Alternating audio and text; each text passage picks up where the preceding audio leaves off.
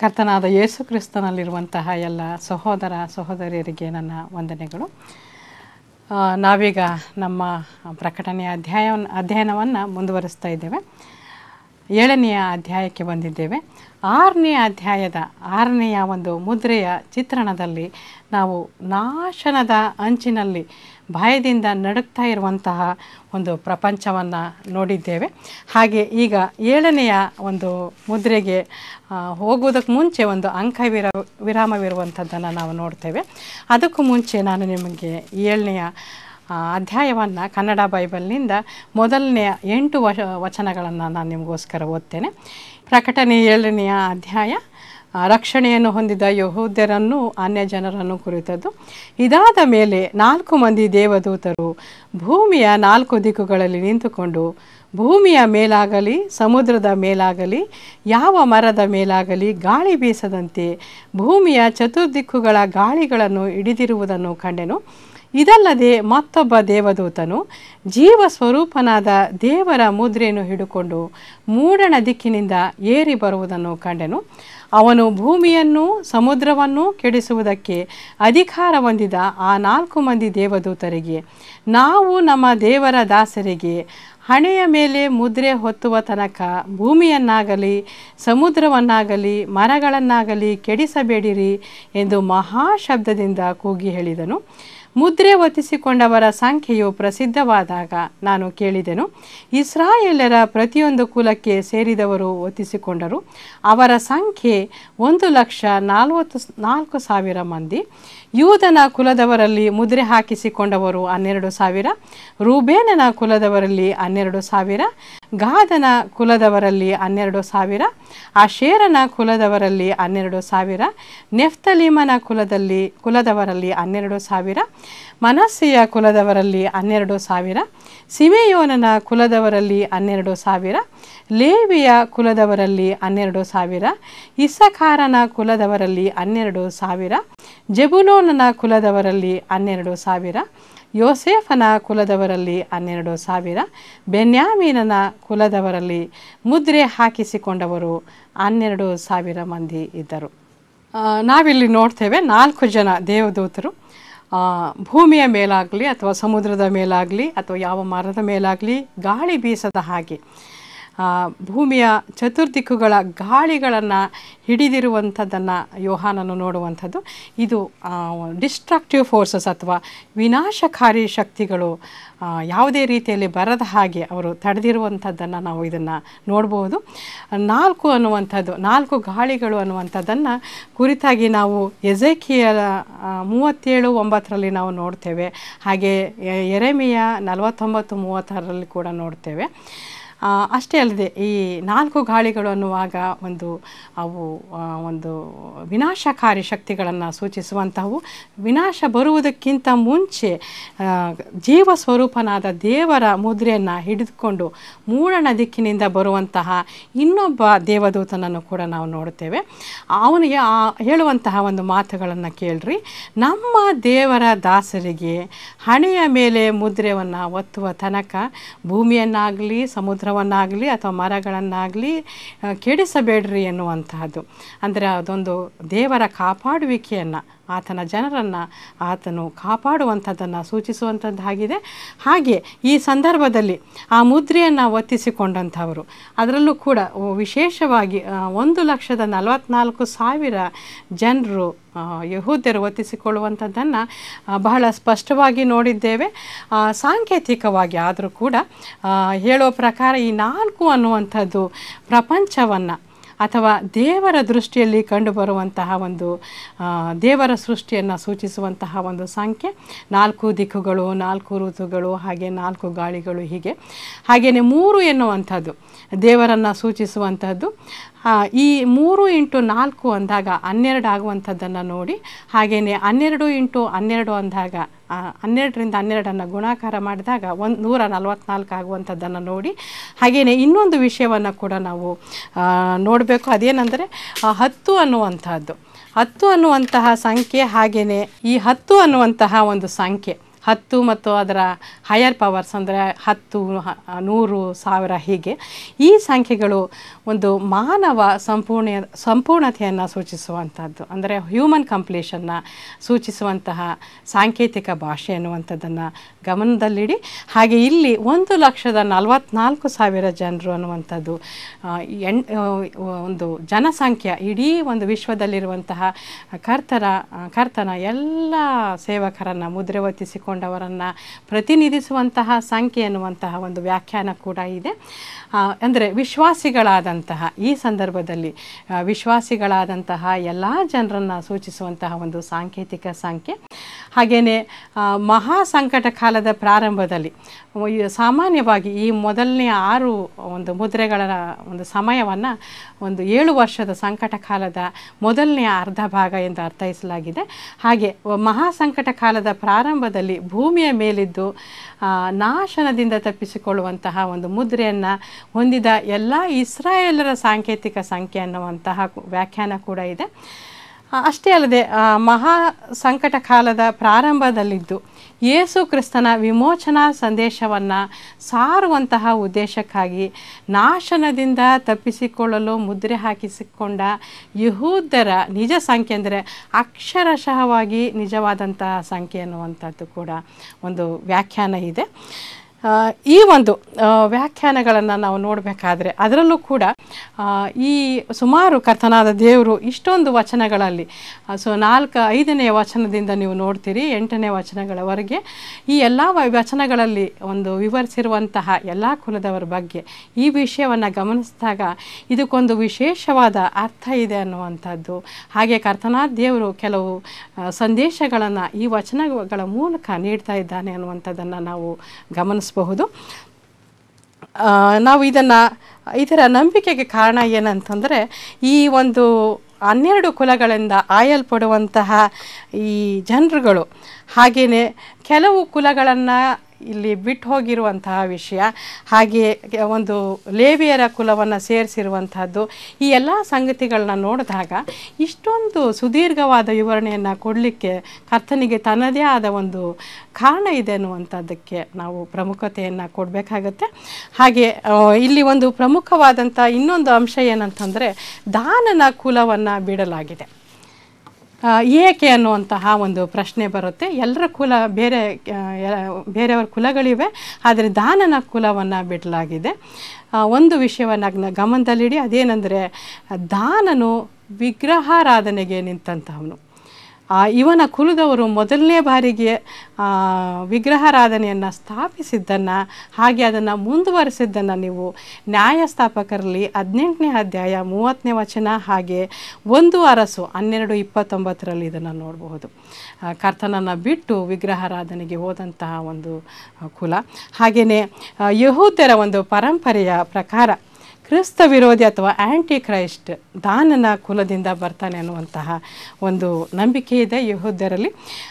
ಯಾಕೋಬನು ಸಾಯುವಂತಹ ಸ್ಥಿತಿಯಲ್ಲಿದ್ದಾಗ ತನ್ನ 12 ಮಕ್ಕಳಿಗೆ ಹೇಳಿದ್ದನ್ನು ನೋಡ್ರಿ, ದಾನನು ದಾರಿಯಲ್ಲಿರುವ ಹಾವಿನಂತೆಯೂ ಮಾರ್ಗದಲ್ಲಿ ಕುದುರೆಯ ಹಿಮ್ಮಡಿಯನ್ನು ಕಚ್ಚಿ ಸವಾರನನ್ನು ಕೆಡಹುವ ವಿಷ ಸರ್ಪದಂತೆಯೂ ಇರುವನು ಅನ್ನುವಂಥದ್ದು ಆದಿಕಾಂಡ 49ನೇ ಅಧ್ಯಾಯ 17ನೇ ವಚನದಲ್ಲಿ ನೀವು ಇದನ್ನು ನೋಡ್ಬೋದು.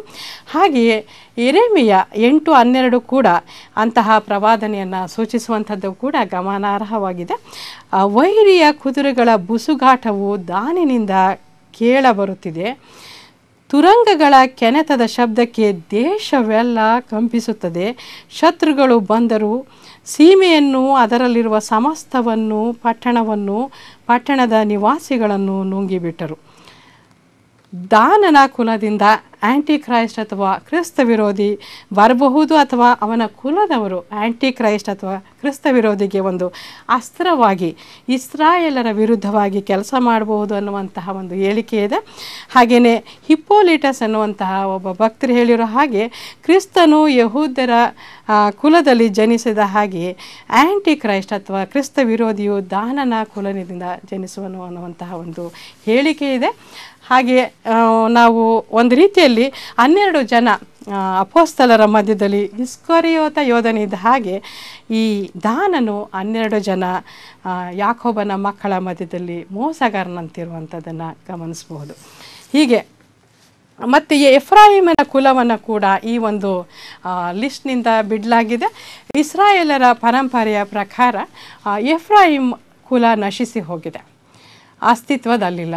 ಎಜ್ರನ ಕಾಲದಲ್ಲಿ ನಡೆದಂತಹ ಯುದ್ಧಗಳಲ್ಲಿ ಅದರ ಕೊನೆಯ ಕುಟುಂಬ ಇಲ್ಲವಾಯಿತು ಅನ್ನುವಂತಹ ಒಂದು ಪರಂಪರೆ ಅಥವಾ ನಂಬಿಕೆ ಇದೆ.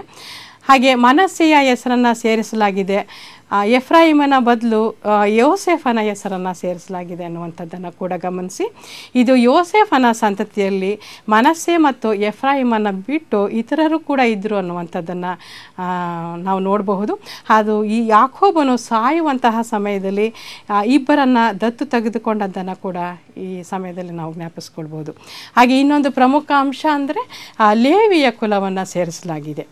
ದೇವರು ಈ ಎಲ್ಲ ಸಂಖ್ಯೆಗಳನ್ನು ತಿಳಿಸಲು 5 ವಚನಗಳನ್ನು ಉಪಯೋಗಿಸಿರುವಂಥದ್ದನ್ನು ನೋಡಿದರೆ ಯಾವ ಕುಲಗಳು ಮುದ್ರೆ ಒಂತಾರೆ ಅನ್ನುವಂಥದ್ದನ್ನು ಮತ್ತು ಈ ಇಸ್ರಾಯೇಲರ ದೇಶವನ್ನು ಆತನು ಖಂಡಿತವಾಗಿ ಭೌಗೋಳಿಕವಾಗಿ ಹಾಗೆ ನಿಜವಾಗಿಯೂ ಯೆರೂಸಲೇಮ್ ಪಟ್ಟಣವನ್ನು ಉಪಯೋಗಿಸ್ತಾನೆ ಅನ್ನುವಂಥದ್ದನ್ನು ನಾವು ಅರಿತುಕೊಳ್ಬಹುದು.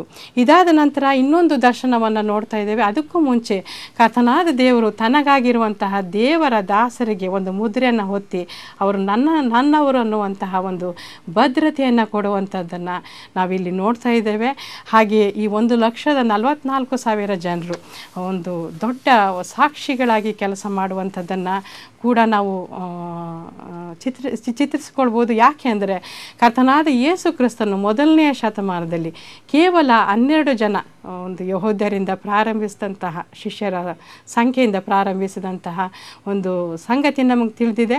ಆದರೆ ಇಲ್ಲಿ ಅದರ 1,44,000 ಜನರು ಯೆಹೂದ್ಯರಿಂದ ಆತನು ತನ್ನ ಸಾಕ್ಷಿಗಳನ್ನಾಗಿ ಈ ಒಂದು ಮಹಾ ಸಂಕಟ ಕಾಲದಲ್ಲಿ ಆತನ ಸುವಾರ್ತೆಯನ್ನು ಸಾರಲಿಕ್ಕಾಗಿ ಆತನ ಸಾಕ್ಷಿಗಳಾಗಿ ದೇವರ ಜನರಿಗೆ ದೇವರ ಬಾಗಿಲು ಪರಲೋಕದ ಬಾಗಿಲು ಇನ್ನೂ ತೆರೆದಿದೆ ಅನ್ನುವಂತಹ ಒಂದು ಸತ್ಯವನ್ನು ತಿಳಿಸುವಂತಹ ಒಂದು ಸಾಕ್ಷಿಗಳಾಗಿ ಅವರನ್ನು ಭದ್ರತೆ ಪಡಿಸ್ತಾ ಇರುವಂತಹ ಸಂಗತಿಯನ್ನು ಈ ಒಂದು ವಚನಗಳಲ್ಲಿ ನಾವು ಗಮನಿಸ್ತೇವೆ. ಈಗ ನಾನು ನಿಮಗೆ ಮುಂದೆ ಇನ್ನೊಂದು ದರ್ಶನ ಇದೆ ನಮ್ಮ ಯೋಹಾನನಿಗೆ. ಇದೊಂದು ಅಂಕವಿರಾಮ ಅಂತ ಹೇಳ್ಬೋದು. 6ನೆಯ ಮುದ್ರೆ ಹಾಗೂ 7ನೇ ಮುದ್ರೆಯ ಮಧ್ಯದಲ್ಲಿ ಬರುವಂತಹದ್ದು. ನಾನು ನಿಮಗಾಗಿ ಕನ್ನಡ ಬೈಬಲ್ನಿಂದ 9ನೇ ವಚನದಿಂದ 17ನೇ ವಚನಗಳವರೆಗೆ ಈಗ ಓದ್ತೇನೆ. ನಾನೀಗ ಬೈಬಲ್ನಿಂದ ನಿಮಗಾಗಿ ಪ್ರಕಟಣೆ 7ನೇ ಅಧ್ಯಾಯದ 9ರಿಂದ 17ನೇ ವಚನಗಳವರೆಗೆ ಓದ್ತೇನೆ. ಇವುಗಳಾದ ಮೇಲೆ ಇಗೋ, ಯಾರಿಂದಲೂ ಎಣಿಸಲಾಗದಂಥ ಮಹಾ ಸಮೂಹವು ಸಿಂಹಾಸನದ ಮುಂದೆಯೂ ಯಜ್ಞದ ಕುರಿಯಾದಾತನ ಮುಂದೆಯೂ ನಿಂತಿರುವುದನ್ನು ಕಂಡೆನು. ಅವರು ಸಕಲ ಜನಾಂಗ ಕುಲ ಪ್ರಜೆಗಳವರು, ಸಕಲ ಭಾಷೆಗಳನ್ನಾಡುವವರು ಆಗಿದ್ದರು.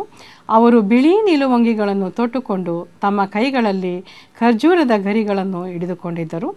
ಅವರು ಸಿಂಹಾಸನಾಸೀನನಾಗಿರುವ ನಮ್ಮ ದೇವರಿಗೂ ಯಜ್ಞದ ಕುರಿಯಾದಾತನಿಗೂ ನಮಗೆ ರಕ್ಷಣೆಯುಂಟಾದದ್ದಕ್ಕಾಗಿ ಸ್ತೋತ್ರ ಎಂದು ಮಹಾಶಬ್ದದಿಂದ ಕೂಗಿದರು.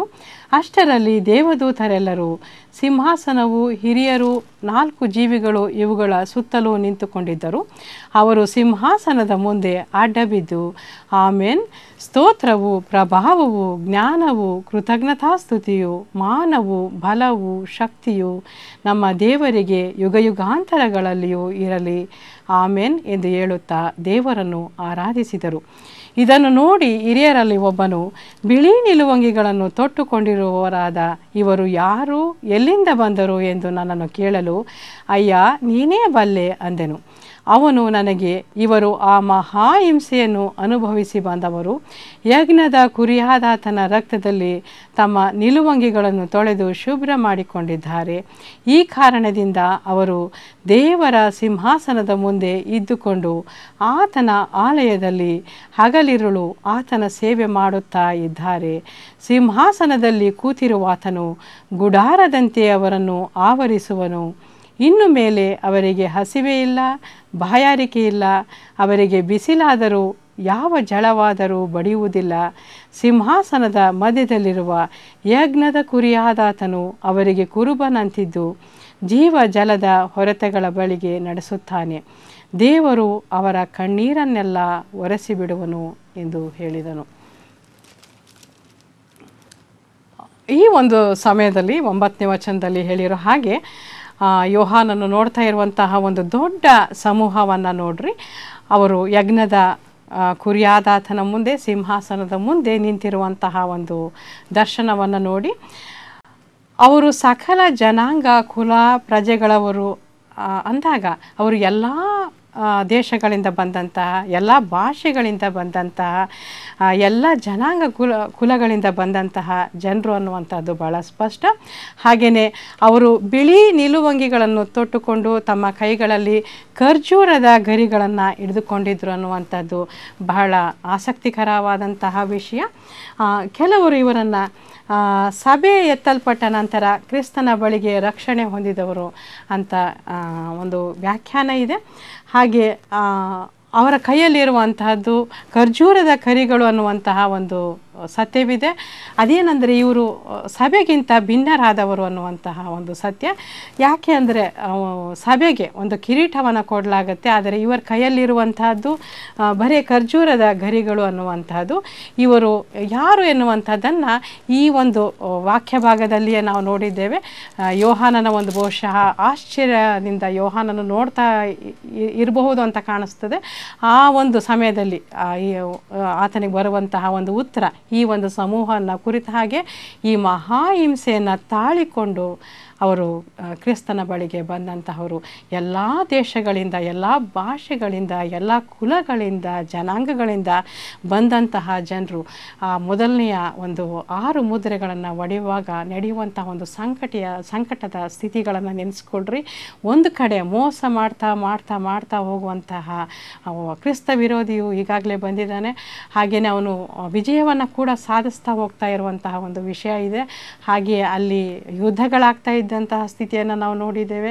ಹಾಗೆಯೇ ಕ್ಷಾಮ ಬರುವಂಥದ್ದನ್ನು, ಹಾಗೆಯೇ ಕೊಲೆಗಳಾಗುವಂತಹದ್ದನ್ನು, ಸುಮಾರು 4 ಮುದ್ರೆಗಳಾಗುವಷ್ಟರಲ್ಲಿ 1/4 ಭಾಗದಷ್ಟು ಇಡೀ ಪ್ರಪಂಚದ ಸಂಖ್ಯೆ ಕಡಿಮೆ ಆಗ್ತಾ ಹೋದದ್ದನ್ನು ನಾವು ನೋಡಿದ್ದೇವೆ.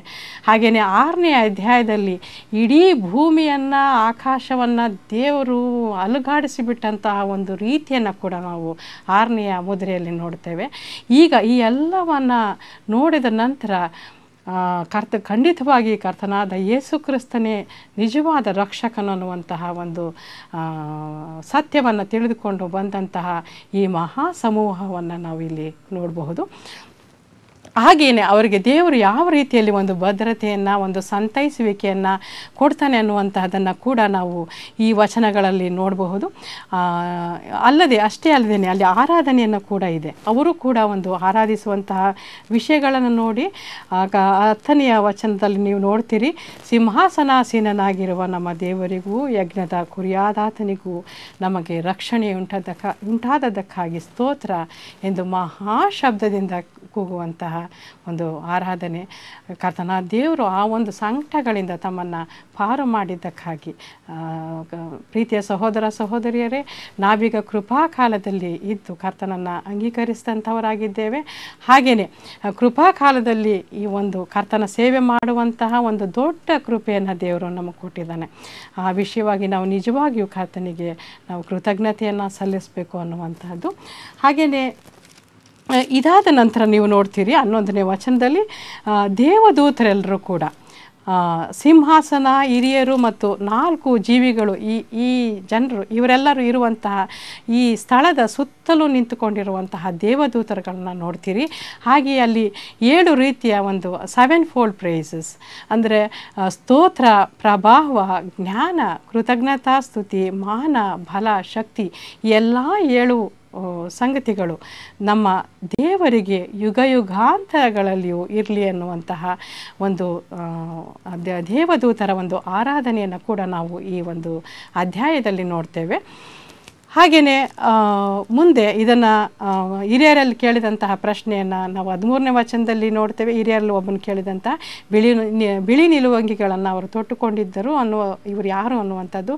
ಬಿಳಿ ನಿಲುವಂಗಿ ಅನ್ನುವಂಥದ್ದು ನಮ್ಗೆ ಗೊತ್ತೇ ಇದೆ, ಅದು ನೀತಿವಂತಿಕೆಯನ್ನು ಸೂಚಿಸುವಂಥದ್ದು. ಅವರೆಲ್ಲರೂ ನೀತಿವಂತರಾಗಿದ್ದಾರೆ. ಕರ್ತನ ಬಳಿಗೆ ಬಂದಂಥವರು ದೊಡ್ಡ ಸಮೂಹ, ಲೆಕ್ಕ ಮಾಡಲಿಕ್ಕಾಗದಂತಹ ನಮ್ಮ ಒಂದು ಮಾನವ ಒಂದು ಜ್ಞಾನವನ್ನು ಉಪಯೋಗಿಸಿ ನಮ್ಮ ಕೈಲಿ ಲೆಕ್ಕ ಮಾಡಲಿಕ್ಕಾಗದಷ್ಟು ದೊಡ್ಡದಾಗಿರುವಂತಹ ಒಂದು ಸಮೂಹವನ್ನು ಆ ಒಂದು ಮಹಾ ಸಂಕಟ ಕಾಲದ ಮೊದಲನೆಯ ಅರ್ಧ ಭಾಗದಲ್ಲಿ ಕರ್ತನು ಸಂಪಾದಿಸಿಕೊಂಡದನ್ನು ತಾನು ಯಜ್ಞಾರ್ಪಿತನಾಗಿ ಶಿಲುಬೆ ಮೇಲೆ ಪ್ರಾಣ ಕೊಟ್ಟು ಆತನು ದೇವರ ಜನರಾಗಿ ಬದುಕಲಿಕ್ಕಾಗಿ ಈ ಜನರನ್ನು ಸಂಪಾದಿಸಿಕೊಂಡಿರುವಂಥದ್ದನ್ನು ನಾವು ನೋಡ್ತೇವೆ.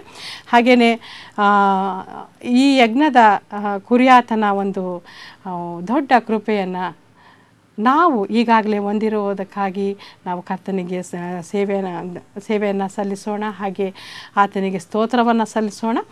ಮತ್ತು ಅಷ್ಟೇ ಅಲ್ಲದೆ ನೀವು 15ನೆಯ ವಚನದಲ್ಲಿ ನೋಡ್ತೀರಿ, ಈ ಕಾರಣದಿಂದ ಅವರು ದೇವರ ಸಿಂಹಾಸನದ ಮುಂದೆ ಇದ್ಕೊಂಡು ಆತನ ಆಲಯದಲ್ಲಿ ಹಗಲಿರುಳು ಆತನ ಸೇವೆ ಮಾಡ್ತಾ ಇರುವಂಥವರು ಅನ್ನುವಂಥದ್ದು. ಹಾಗೆಯೇ ಸಿಂಹಾಸನದಲ್ಲಿ ಕೂತಿರುವ ಆತನು ಗುಡಾರದಂತೆ ಅವರನ್ನು ಆವರಿಸುವನು. ಆತನು ದೊಡ್ಡ ಒಂದು ರಕ್ಷಣೆಯಾಗಿ ಇರುವುದಷ್ಟೇ ಅಲ್ಲ, ಅವರಿಗೆ ಒಂದು ದೊಡ್ಡ ಒಂದು ಗೌರವದ ಒಂದು ಸ್ಥಾನವನ್ನು ಕೂಡ ಕೊಡುವಂಥದ್ದನ್ನು ನಾವು ನೋಡ್ತೇವೆ. ಅಷ್ಟೇ ಅಲ್ಲದೆ ಇನ್ನು ಮೇಲೆ ಅವರಿಗೆ ಹಸಿವೆ ಇಲ್ಲ, ಬಾಯಾರಿಕೆ ಇಲ್ಲ, ಅವರಿಗೆ ಬಿಸಿಲಾದರೂ ಯಾವ ಝಳವಾದರೂ ಬಡಿಯುವುದಿಲ್ಲ ಅನ್ನುವಂತಹ ವಚನವನ್ನು ನೀವು 16ನೇ ವಚನದಲ್ಲಿ ನೋಡ್ತೀರಿ. ಸಿಂಹಾಸನದ ಮಧ್ಯದಲ್ಲಿರುವ ಯಜ್ಞದ ಕುರಿಯಾದಾತನು ಅವರಿಗೆ ಕುರುಬನಂತಿದ್ದು ಜೀವ ಜಲದ ಹೊರತೆಗಳ ಬಳಿಗೆ ನಡೆಸುತ್ತಾನೆ. ದೇವರು ಅವರ ಕಣ್ಣೀರನ್ನೆಲ್ಲ ಒರೆಸಿಬಿಡುವನು. ಅವ್ರು ಪಟ್ಟಂಥ ಎಲ್ಲ ಸಂಕಟಗಳನ್ನು ಕೂಡ ಆತನು ನಿವಾರಿಸಿ ಅವರಿಗೆ ಒಂದು ನೀತಿವಂತರು ಅನ್ನುವಂತಹ ಒಂದು ಪಟ್ಟದ ಜೊತೆಗೆ ಒಂದು ಭದ್ರತೆಯನ್ನು ಕೊಡುವಂಥದ್ದನ್ನು ನೋಡ್ತೇವೆ. ಈ ವಿಷಯಗಳನ್ನು ನೋಡುವಾಗ ನಾವು ನಮ್ಮ ಕರ್ತನಾದ ಯೇಸು ಕ್ರಿಸ್ತನು ಹೇಳಿದಂತಹ ಸಂಗತಿಗಳನ್ನು ನೆನಪು ಮಾಡಿಕೊಳ್ಳೋಣ. ಯೋಹಾನ 6ನೇ ಅಧ್ಯಾಯದಲ್ಲಿದೆ, 37ರಿಂದ 40ನೇ ವಚನಗಳವರೆಗೆ ನಾನು ನಿಮಗೆ ಓದ್ತೇನೆ. ತಂದೆಯು ನನಗೆ ಕೊಡುವಂಥವರೆಲ್ಲರೂ ನನ್ನ ಬಳಿಗೆ ಬರುವರು ಮತ್ತು ನನ್ನ ಬಳಿಗೆ ಬರುವವನನ್ನು ನಾನು ತಳ್ಳಿಬಿಡುವುದೇ ಇಲ್ಲ. ನನ್ನ ಚಿತ್ತದಂತೆ ನಡೆಯುವುದಕ್ಕಾಗಿ ನಾನು ಬಂದಿಲ್ಲ, ನಾನು ನನ್ನನ್ನು ಕಳುಹಿಸಿದಾತನ ಚಿತ್ತವನ್ನೇ ನೆರವೇರಿಸುವುದಕ್ಕೆ ಪರಲೋಕದಿಂದ ಬಂದೆನು. ನನ್ನನ್ನು ಕಳುಹಿಸಿದಾತನ ಚಿತ್ತವು ಏನೆಂದರೆ ಆತನು ನನಗೆ ಕೊಟ್ಟವರಲ್ಲಿ ಒಬ್ಬನನ್ನೂ ನಾನು ಕೆಡಗೊಡಿಸದೆ ಅವನನ್ನು ಕಡೇ ದಿನದಲ್ಲಿ ಎಬ್ಬಿಸಬೇಕೆಂಬುದೇ. ಮಗನನ್ನು ನೋಡಿ ಆತನನ್ನು ನಂಬುವ ಪ್ರತಿಯೊಬ್ಬನಿಗೆ ನಿತ್ಯ ಜೀವವು ಸಿಕ್ಕಬೇಕೆಂಬುದೇ ನನ್ನ ತಂದೆಯ ಚಿತ್ತವಾಗಿದೆ ಮತ್ತು ನಾನು ಕಡೇ ದಿನದಲ್ಲಿ ಅವನನ್ನು ಎಬ್ಬಿಸುವೆನು ಎಂದು ಹೇಳಿದನು ಎನ್ನುವಂತಹ ವಿಷಯವನ್ನು ನಾವು ಯೋಹಾನನ ಸುವಾರ್ತೆಯಲ್ಲಿ ನೋಡಬಹುದು. ಯೋಹಾನ 6ನೇ ಅಧ್ಯಾಯ 37ರಿಂದ 40 ನೀವು ಅದನ್ನು ಮತ್ತೊಮ್ಮೆ ಓದಿ. ಹಾಗೆಯೇ ನಾವು ಯೋಹಾನ 6:35 ಕೂಡ ಈ ವಿಷಯವನ್ನು ನೋಡ್ತೇವೆ. ಕರ್ತನಾದ ಯೇಸು ಕ್ರಿಸ್ತನು ಹೇಳುವಂತಹ ವಿಷಯ, ಜೀವ ಕೊಡುವ ರೊಟ್ಟಿ ನಾನೇ, ನನ್ನ ಬಳಿಗೆ ಬರುವವನಿಗೆ ಎಂದಿಗೂ ಹಸಿವೆಯಾಗುವುದಿಲ್ಲ, ನನ್ನನ್ನು ನಂಬುವವನಿಗೆ ಎಂದಿಗೂ ನೀರಡಿಕೆಯಾಗುವುದಿಲ್ಲ. ಕರ್ತನಾದ ಯೇಸು ಕ್ರಿಸ್ತನ ನಾಮಕ್ಕೆ ಸ್ತೋತ್ರವಾಗಲಿ. ಆತನು ನಮ್ಮನ್ನು ಇಷ್ಟೆಲ್ಲ ಪ್ರೀತಿಸಿ, ಅದರಲ್ಲೂ ವಿಶೇಷವಾಗಿ ಕೃಪಾಕಾಲದಲ್ಲಿರುವಂತಹ ನಮ್ಮನ್ನು ಆತನು ಹೆಚ್ಚೆಚ್ಚಾಗಿ ಪ್ರೀತಿಸಿದಂತಹ ರಕ್ಷಕನಾಗಿದ್ದಾನೆ. ಹಾಗೆಯೇ ಇಷ್ಟೇ ಅಲ್ಲದೇನೆ ಆತನು ಈ ಎಲ್ಲ ಸಂಕಟಕಾಲಗಳು ಪ್ರಾರಂಭವಾಗುವುದಕ್ಕಿಂತ ಮುಂಚೆ, ಮೊದಲನೆಯ ಮುದ್ರೆಯನ್ನು ಒಡೆಯುವುದಕ್ಕಿಂತ ಮುಂಚೆ ಸಭೆಯನ್ನು ಮಧ್ಯಾಕಾಶಕ್ಕೆ ಎತ್ತುವಂಥದ್ದನ್ನು ನಾವು ಬೈಬಲ್ನಲ್ಲಿ ಈಗಾಗಲೇ ನೋಡಿದ್ದೇವೆ. ಅಷ್ಟೇ ಅಲ್ಲದೆ ಈ ಒಂದು ಮಹಾ ಸಂಕಟ ಕಾಲದಲ್ಲಿ ಕೂಡ ಆತನು ಎಷ್ಟೋ ಜನರನ್ನು, ಎಣಿಸಲಾಗದಂತಹ ಒಂದು ದೊಡ್ಡ ಸಮೂಹ ಇರುವಂತಹ ಜನರ ಗುಂಪನ್ನು ಒಂದು ರಕ್ಷಣೆಗೆ ಸೇರಿಸುವಂಥದ್ದನ್ನು ಕೂಡ ನೋಡ್ತೇವೆ. ಹಾಗೆಯೇ ಆತನು ಮುಂದೆ ಕೂಡ ಅಂದರೆ 3 ವರ್ಷಗಳ ಕಾಲ ಈಗಾಗಲೇ ಮುಗಿದ ಹಾಗಾಗಿದೆ ಮೊದಲನೆಯ 6 ಮುದ್ರೆಗಳು. ಹಾಗೆ ಅದರಿಂದ ಹಾದು ಬಂದಂತಹ ಈ ಜನರು, ಅನ್ಯ ಜನರು, ಹಾಗೆಯೇ ಇಸ್ರಾಯೇಲ್ರು, ಹಾಗೆ 1,44,000 ಮಂದಿ ಇಸ್ರಾಯೇಲ್ರು ಈಗಾಗಲೇ ಮುದ್ರೆಯನ್ನು ಒತ್ತಿಸ್ಕೊಂಡಿದ್ದಾರೆ. ಅವರು ಇನ್ನೂ ಮಹಾ ಸಂಕಟ ಕಾಲದ 2ನೆಯ ಭಾಗದಲ್ಲಿ ಹೇಗೆ ಕಾರ್ಯವನ್ನು ನಿರ್ವಹಿಸ್ತಾರೆ ಅನ್ನುವಂತಹ ಒಂದು ಕುತೂಹಲಕಾರಿ ಒಂದು ಅಂಶ ಇದೆ. ಯಾಕೆ ಅಂತಂದರೆ ಈ ಮಧ್ಯಭಾಗ ಆದ ನಂತರ ಬರುವಂತಹ ವಿಪತ್ತುಗಳು, ತೊಂದರೆಗಳು ಬಹಳ ಇದೆ. ಹಾಗೆ ಈ ಆ್ಯಂಟಿ ಕ್ರೈಸ್ಟ್ ಅಥವಾ ಕ್ರಿಸ್ತ ವಿರೋಧಿ ಅವನು ಆ ದೇವಾಲಯದಲ್ಲಿ ಕುಳಿತುಕೊಂಡು ತಾನೇ ದೇವರು ಅನ್ನುವಂತಹ ಘೋಷಣೆ ಮಾಡಿಕೊಳ್ಳುವಂತಹ ಒಂದು ಸಂದರ್ಭ ಬರುತ್ತೆ. ಇದನ್ನು ದಾನಿಯೇಲನ ಪುಸ್ತಕದಲ್ಲಿ ಕೂಡ ನಾವು ಪ್ರವಾದನೆಯಲ್ಲಿ ಕೂಡ ನೋಡಬಹುದು. ಪ್ರೀತಿಯ ಸಹೋದರ ಸಹೋದರಿಯರೇ, ಮುಂದಿನ ಭಾಗಗಳಲ್ಲಿ ನಾವು ಮುಂದೆ ಆಗುವಂಥವುಗಳನ್ನ 7ನೇ ಮುದ್ರೆ ಒಡೆಯುವಂಥದ್ದನ್ನು ನಾವು ನೋಡ್ತೇವೆ. ಹಾಗೆ ಪರಲೋಕದಲ್ಲಿ ಒಂದು ನಿಶ್ಶಬ್ದವಾದ ಸಮಯ ಉಂಟಾಗುವಂಥದ್ದನ್ನು ಕೂಡ ನಾವು ನೋಡ್ತೇವೆ. ಮುಂದಿನ ಭಾಗಕ್ಕೆ ಹೋಗುವ ತನಕ ಕರ್ತನಾದ ಯೇಸು ಕ್ರಿಸ್ತನ ನಿಮ್ಮ ಜೊತೆ ಇದ್ದು ನಿಮ್ಮನ್ನೆಲ್ಲ ಆಶೀರ್ವದಿಸಿ ಕಾಪಾಡಿ.